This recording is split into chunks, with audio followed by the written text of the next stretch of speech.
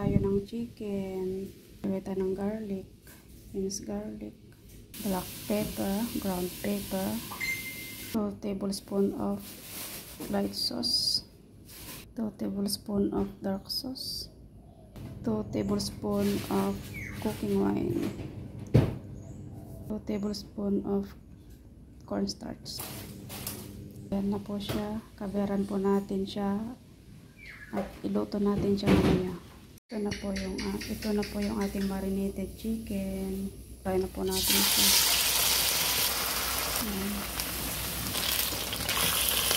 Lipat natin.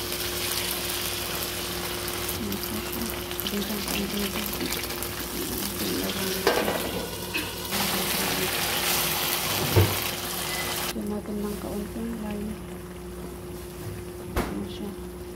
Lagyan natin ng